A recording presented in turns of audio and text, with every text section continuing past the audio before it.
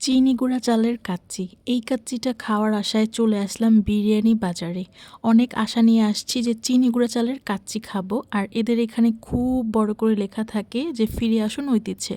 তো এসেই প্রথমে অর্ডার করে দিলাম চিনি গুঁড়া চালের কাচ্চি, কিন্তু আমি যেহেতু লাঞ্চ টাইমের অনেক আগে চলে আসছি তখন এখানে চিনি গুঁড়া চালের কাচ্চিটা অ্যাভেলেবেল ছিল না, বাট বাসমতি কাচ্চিটা অ্যাভেলেবেল ছিল। তো অর্ডার করে দিলাম বাসমতি কাচ্চি। আর তাদের এই প্লেসটাও কিন্তু খুবই সুন্দর, এখানে বসে একসাথে অনেক মানুষ লাঞ্চ বা ডিনার করতে পারবে। তো অর্ডার করার সাথে সাথে চলে আসছে আমার কাচ্চি। কাচ্চিটা থেকে একদম গরম আগুনের তাপ উঠছিল, মানে ধোঁয়া উঠছিল। কাচ্চিটা দেখে না আমার এত বেশি ক্রেভিংস হচ্ছিল খাওয়ার জন্য। গরম গরম কাচ্চি বিষয়টা একটু তো অন্যরকম, আর বাইরেও একটু মোটামুটি ঠান্ডা। তো প্রথমেই হচ্ছে দর্শনদারি, তারপর গুণ বিচারে। আগে আমি প্লেটিং করবো, আগে আমি প্লেট সাজাবো, দেন খাবো। তো আমি হচ্ছে পেঁয়াজ, কাঁচামরিচ, লেবু এগুলো দিয়ে প্লেটটা সুন্দর করে সাজায় নিছি। এরপর কিছু ফটোশ্যুট করলাম, তারপর খাওয়া শুরু করলাম। ব্যাপারটার মধ্যে ভালো করে লেবু চিপে অনেক আশা নিয়ে আমি কাচ্চিটা মুখের মধ্যে দিছি। এরপর থেকে আমার মনে হয়েছে সুলতানস ডাইন বাদ। বাদ মানে বাদ। ভাই, এখানকার কাচ্চি এত মজা হতে পারে, নতুন জায়গা হিসেবে আমার আসলে বিষয়টা মাথায় ছিল না। এটা খুবই মজা। আর কাচ্চির মাংসের কথা যদি বলি না, একদম তুলতুলে নরম। এখানে 2 পিস মাংস ছিল, একটা আলু ছিল। তবে 1 পিস মাংস আমার একটু হেরফের পড়ছে, মানে আর মনের মতো হয় নাই। বাট আর 1 পিস মাংস একদম চর্বিওয়ালা নরম তুলতুলে মাংস ছিল, একদম বেস্ট এক কথায়। আমি এর আগে সুলতানস ডাইনের কাচ্চির ডাইহার্ট ফ্যান ছিলাম, বাট বিরিয়ানি বাজারের কাচ্চি খাওয়ার পর আমি এইখানকার একদম ডাইহার্ট ফ্যান হয়ে গেলাম।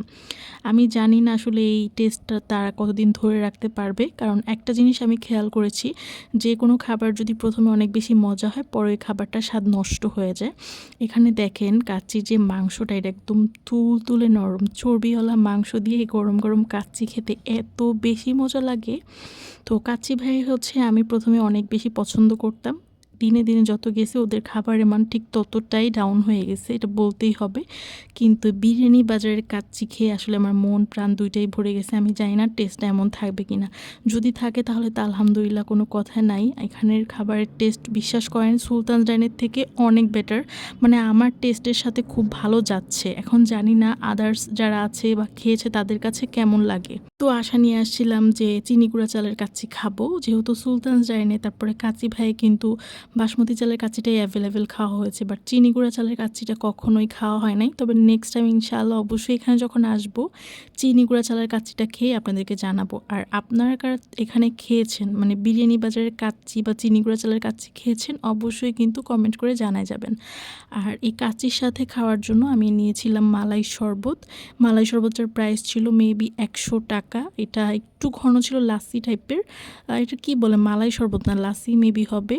প্রাইস ছিল 100 টাকা। এটা খুব মজা, কিন্তু ঠান্ডার পরিমাণটা অনেক বেশি ছিল।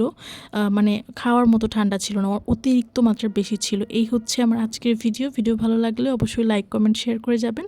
আর বিরিয়ানি বাজারের কাচ্চি কে কে খেয়েছেন অবশ্যই কিন্তু সুন্দর একটা কমেন্ট করে জানাই যাবেন।